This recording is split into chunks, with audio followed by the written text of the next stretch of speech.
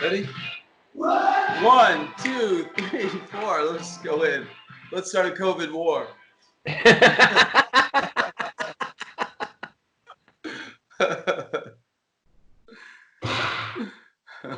Welcome to a fly by the seat of your pants, bullet points, 5 topics, short show, boom, boom. Who's that on the other side of my TV screen? Yo, Michael Loftus in New York City. It's Judd Dunning in Los Angeles. We picked the best places to live. We are just geniuses. We are just geniuses. Judd, I'm sure we're going to have 5 topics. What are our topics tonight? Our 5 bullet points this week, Michael Loftus, or 4 and a wild card, are the LA shutdown. Yes. Coronavirus testing in the new HR6666 bill. Thank you very much. General Flynn is maybe back in Stone, maybe back on the Hill. Obamagate is on fire.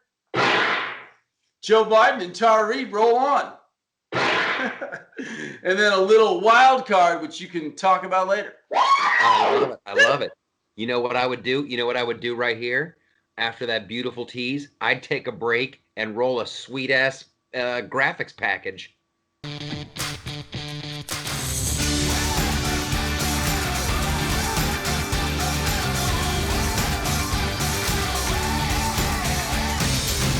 All right.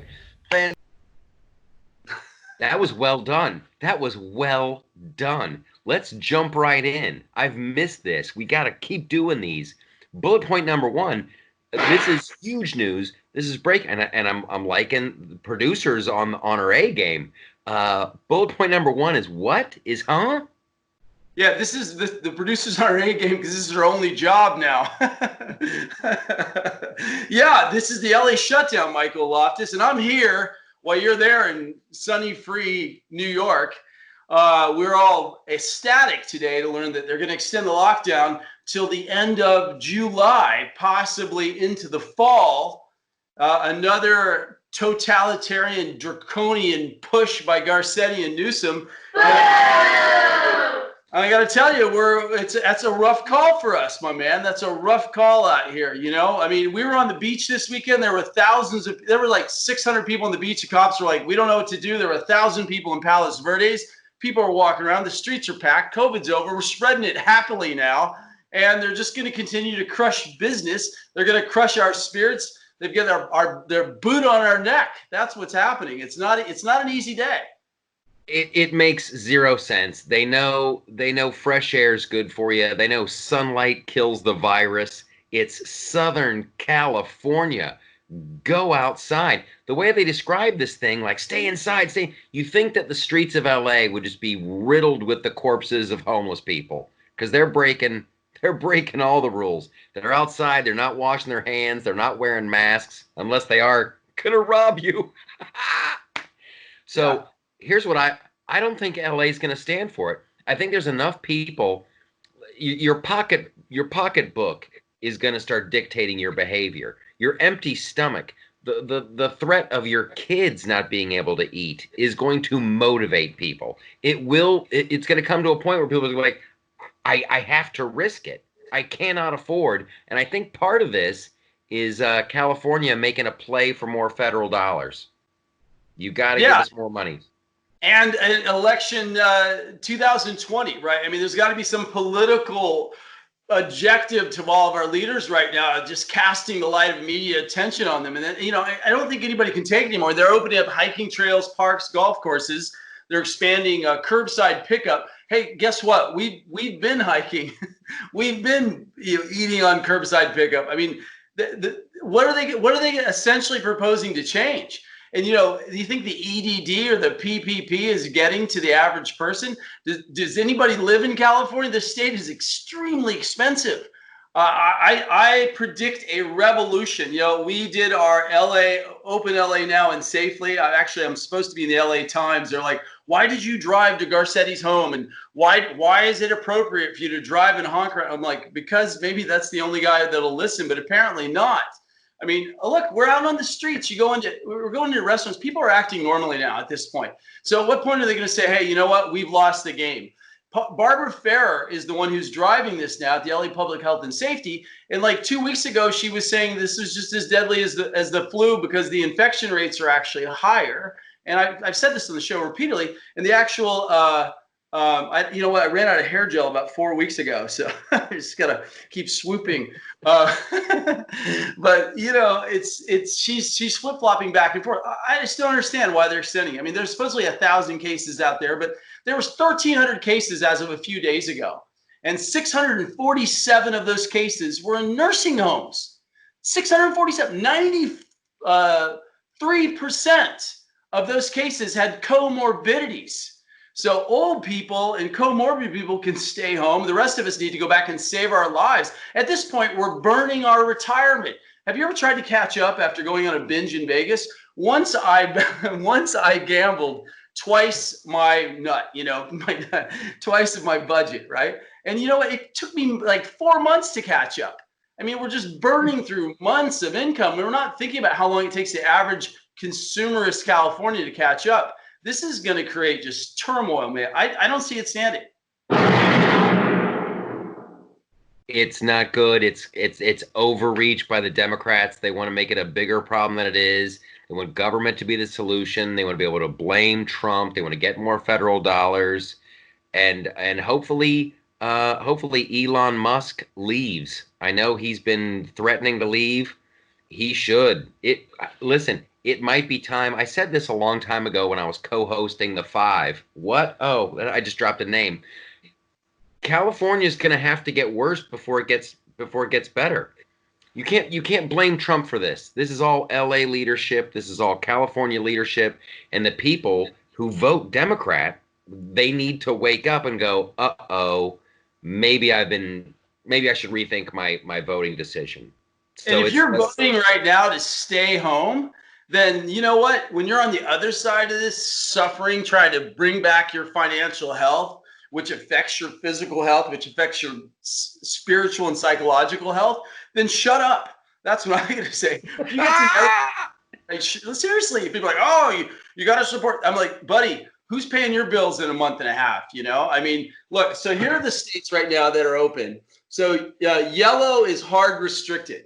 So California is hard restricted. Washington is hard. You're hard restricted. It's only like 1, 2, 3, 4, 5, 6, 7, 8, 9, 10. It's like 12, 14 states. Partial reopening is the blue, and we've got the Minnesota, New Mexico, reopening soon, Oregon, Louisiana, and Virginia. So yeah. Who's calling the shots? At this point, I just hope people are awake enough to remove the people. Like, we need to drain the shutdown swamp, Michael. Drain the shutdown swamp. Yeah. They do. I know. I'm going to Texas next week to tell jokes in a comedy club with 100 people in the audience. I'm just going to go to where the work is. Yeah, baby. Yeah. Yeehaw. I'm all into it. The normal capacity is 700, but is it pretty open? How big is the comedy club usually? Capacity is about 250. So they're going to sell 100 tickets. They're going to keep people a little spread out. It's pretty much just a show of solidarity with businesses in Texas. They're cutting hair. Women are getting thrown in jail for cutting hair. I'm going to tell jokes. I'd rather not go to jail, but there's no such thing as bad press. Well, okay, moving on. I hope they all sit in the front. You know, at least they should say, somebody sit close to Michael. You're going to have your COVID badge. Like, I'm clean. I mean, hopefully they distribute the laughter. But you're funny enough that you could spray humor on a broad radius. You're like a sneeze. I did a stand-up special in my living room for nobody, and they put it on Fox, and then they put it on Fox Business. I've been through it, man. I've been through the fire. Buddy, you know what? You were funny there at SNL too. And I mean, I watched, I'm like, come on, where's the funny? There were like 2 pieces of funny. That was a good show. They should give you that show. Moving on to bullet point number 2. Okay, here we are. So the infamous House Resolution 6666, which is the Trace Act, right? You know, so the Trace Act. So funny enough, I have to point this out. 666 is actually an angel. 6666 is an angel number. So if you know the Bible, it's actually, there's a little bit of a Orwellian twist in there. It's a satanic conspiracy broke out in the Northwest because of the 3 6s, but the 4 6 is actually the angel. But Tucker covered this. This is not good. This is a massive funding for tracing and tracking to see where the virus has gone. So think about the implications that we've been hearing in the news. Immunity passports. Some people say that the vaccines are gonna have microchips in that, which would be interesting. Apparently that'd be good for your cell service. I don't know, but a lot of people are really freaked out about the concept of forced vaccination, right? But why is forced vaccination an issue? So Michael Savage, who is a prominent epidemiologist as well as a reporter, there's very few that are both. He's like, hey, the results are of every virus, there's like 30 mutations. The chances of actually hitting when you get the flu, it's like a 1 out of 30 chance that the flu shot's going to work anyway, and a large percentage of people die. So what are we doing? What do you think about Bill 6666, Michael? First of all, I think you're an idiot if you want to go with any kind of House Resolution 666. Like you can't have that many sixes in a row. It's not good. I'm sure there's some, like you're saying, some scholars like, oh, that's actually a good thing. Nope. I've seen too many horror movies. That is not a good thing. I've never understood this race for the flu shot. And I've said this for years.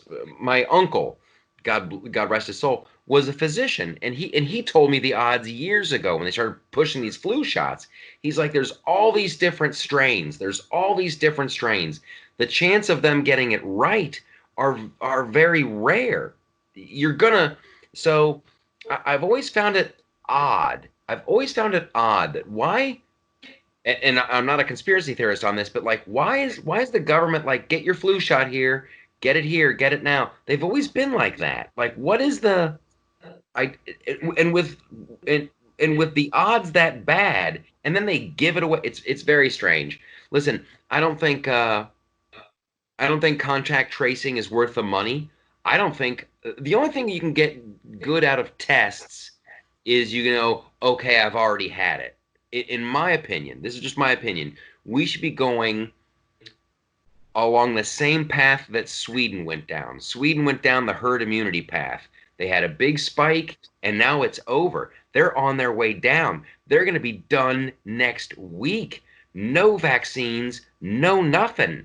Boom. Like I don't know why people aren't talking more about hydroxychloroquine. That's still a worthwhile treatment, and why people aren't talking about the amazing success Sweden had. They're going to have herd immunity. Done. Like, why are we still talking about flattening the curve and blah blah blah blah blah blah blah? It's a waste of time. Well, apparently, if the Swedish model is the example, I think it has to do something with beauty, because I went to Sweden, and like both the men and the women are like these, gorgeous people. So apparently the average is a fly in here. Just going to keep it COVID fly. I don't know if beauty has anything to do with it, but no, I agree with you, man. I think that was the deal, and this will pivot us kind of into our complementary point on this, Michael, is the antibody test that came out. So I just want to tell the story. So I had a horrible bronchitis at the beginning of COVID. I thought I was going to die, and it wasn't COVID. And then I had a horrible flu, and I went in, they said, hey, there's 100 flus this season, as you and I covered. They're just being completely eliminated. So I went in, and I wanted to get a COVID test. So I wanted to go surfing and leave the country. But my doctor accidentally sent me for the antibody test. And I get in there like, oh, well, we can't give you the test if you got COVID. We wouldn't do that here. I'm like, okay, what's this test? I get the antibody test. I'm like, all right, I guess I'll get it. But if it was positive, back to the Trace Act, if it was positive, then I would have had COVID. It could reoccur. It doesn't give me an immunity passport. And then they actually can trace you through your phone, your activity, see who you've been involved with, see where the virus has moved. And I called up and say, whoa, I didn't really want to take that test. So I called up Quest Diagnostics. They go, oh, sorry, you gave us full ability to have your information when you signed the iPad when you walked in. I said, well, I don't want the CDC. I don't want the WHO. I said, I'm not really, I don't believe in this enough to support the tracing of all Americans. And they said, it's too late. You know, we share your information immediately with the CDC, et cetera. So here's the good news. Here's the rub. So the nurses are like, well, if you get the antibody test, that's good because you've had COVID, you build up the resistance. But then you go online and they say, even Fauci says, well, it doesn't mean you can't get it again. So we need to track you because you had COVID in your system. So it doesn't even free you on a societal level if you get the antibody test. So my antibody test came back negative. So I've never had COVID, but I've had the flu twice during COVID. And that's what's happened is a lot of people have been hijacked, as we talked about, and their numbers have been pushed into COVID. So we're spending $100 billion to test something that's not even accurate. And the FDA hasn't even come out to validate these tests, saying that most of them have like a massive amount of fallibility and false, like 50% false positives. So Yes. we're using this as a bar to try to open the nation or shut down the nation if there's a resurgence or track our citizens. And that's why people think that 666 is what's involved in HR. And they're also like blowing like, you know, $100 billion, whatever.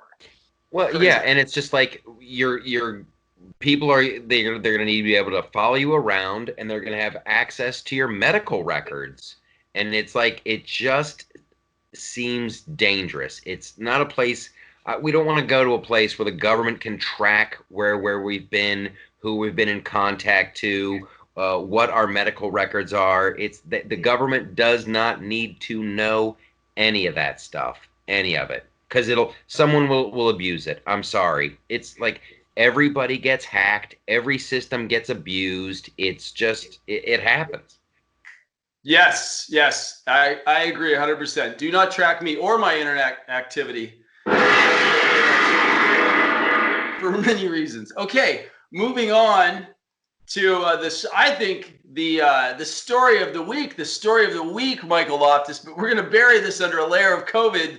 We're going to bury it under COVID. So tell us your thoughts on Michael Flynn and Obamagate, which is now at 3.5 million tweets. Here we go. Let the games begin. After years, I'm telling you, after years, people are like, oh, Trump was a Russian spy. He's been bought and paid for by the oligarchs.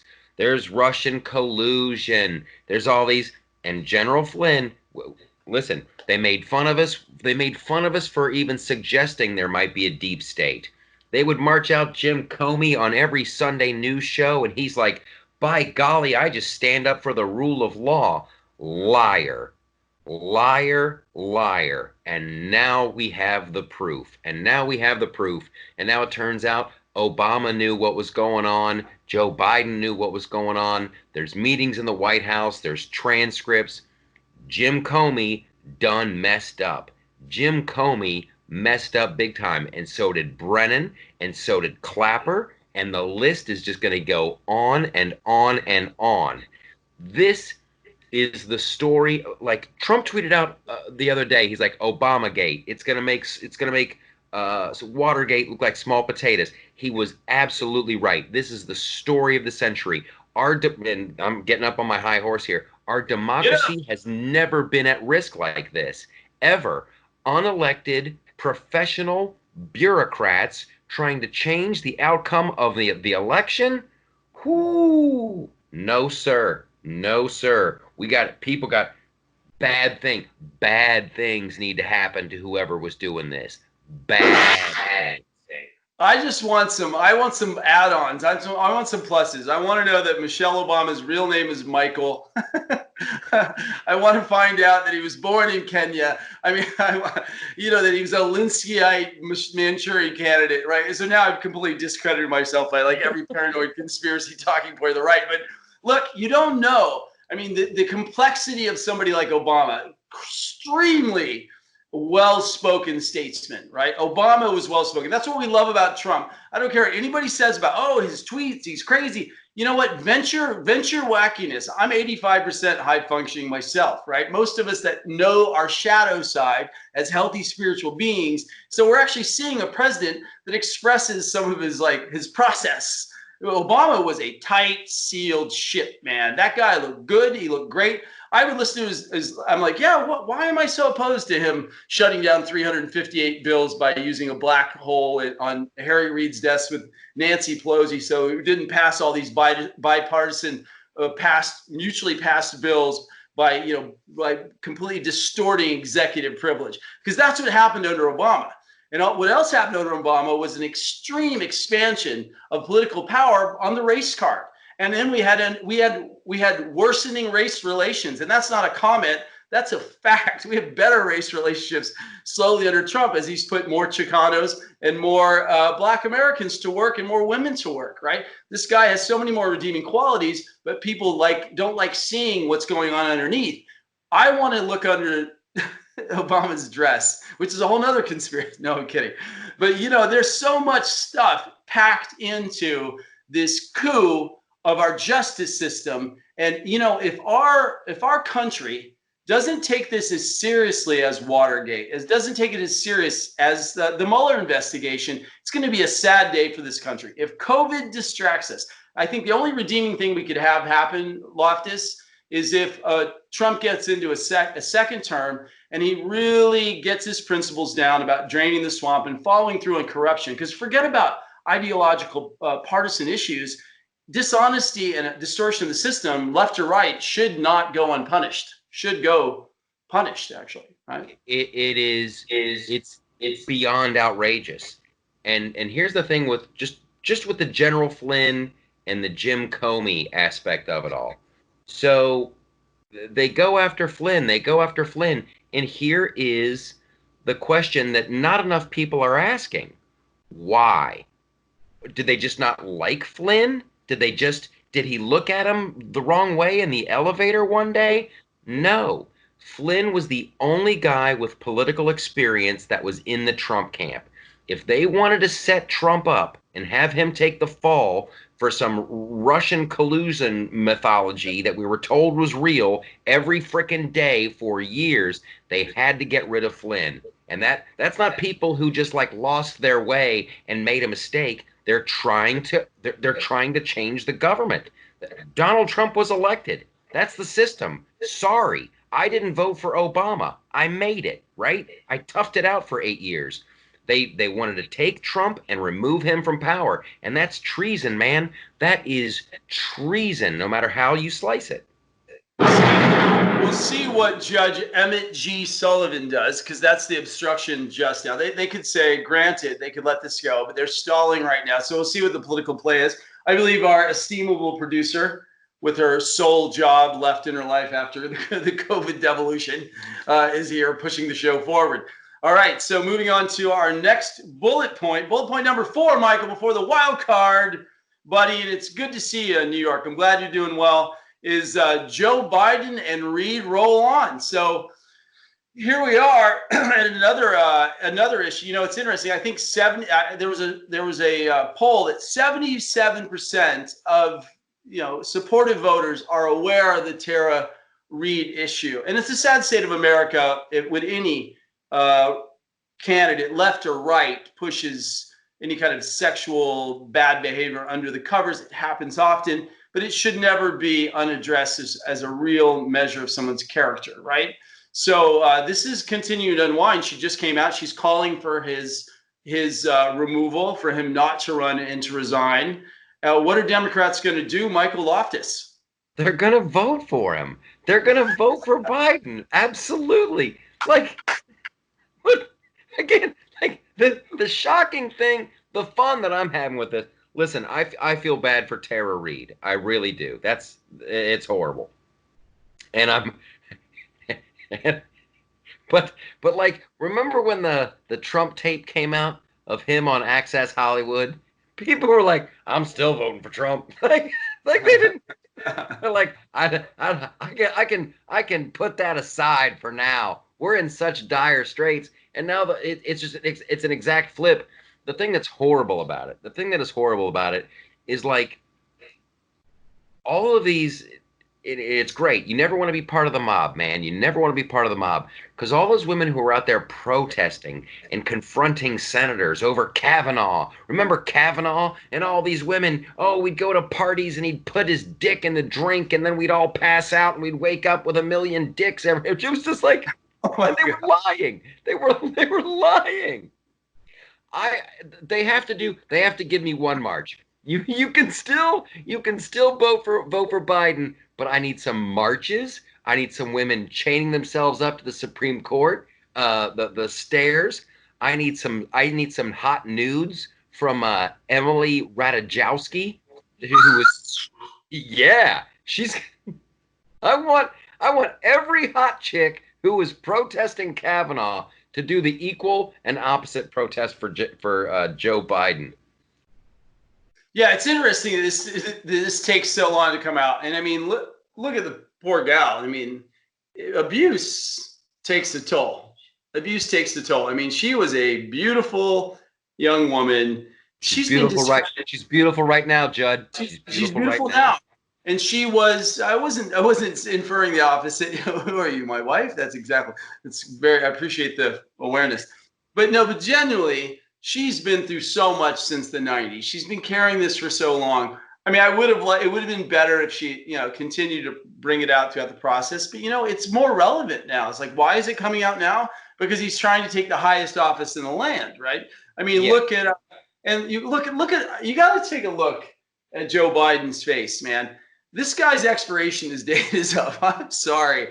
I mean, every time. I mean, and I love old people. I'm 53, man, and there's a gap of wisdom over 60 that I still don't understand.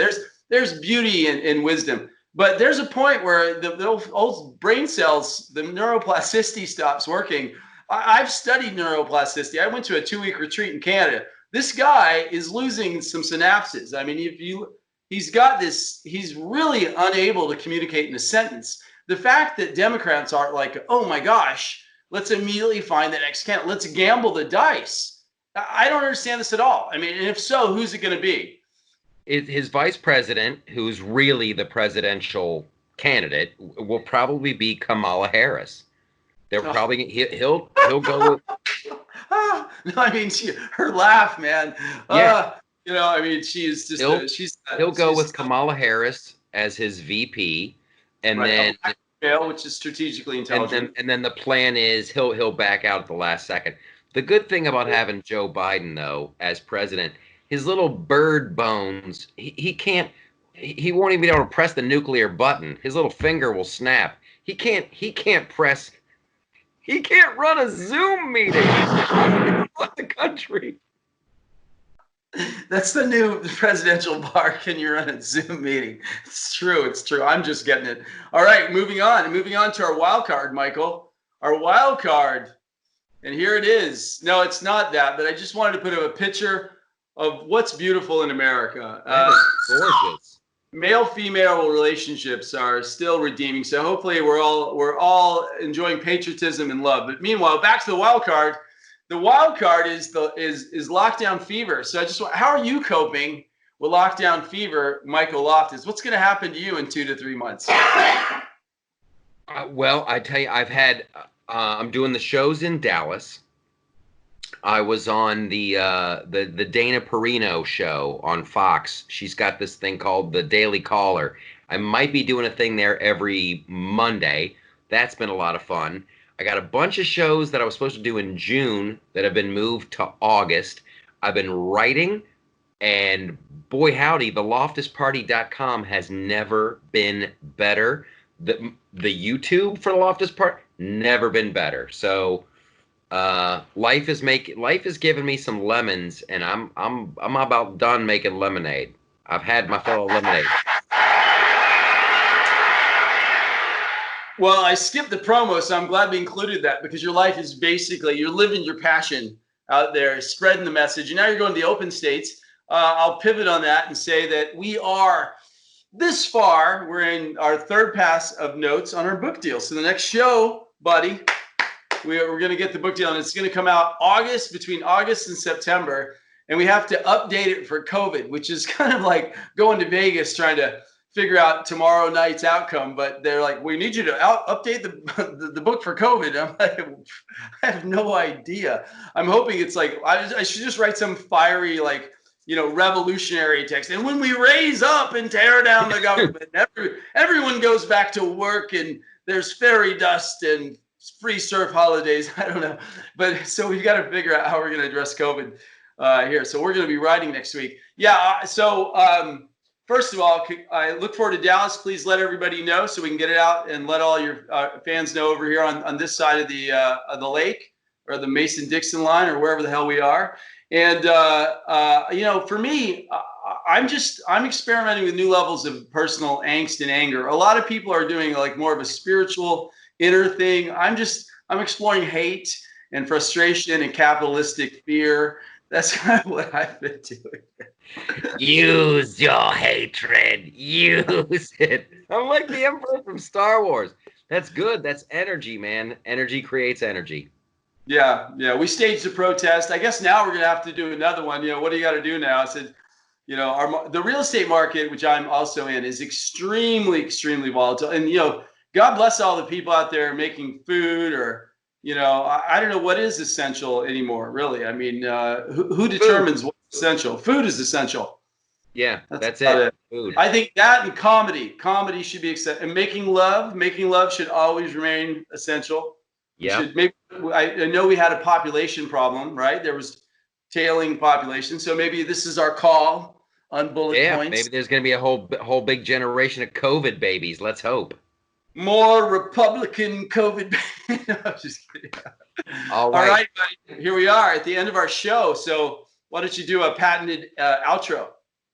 You guys, thank you so much for watching. Let us know your thoughts. If you're digging the show, let us know why. If you're hating the show, tell Judd. It was probably something he did.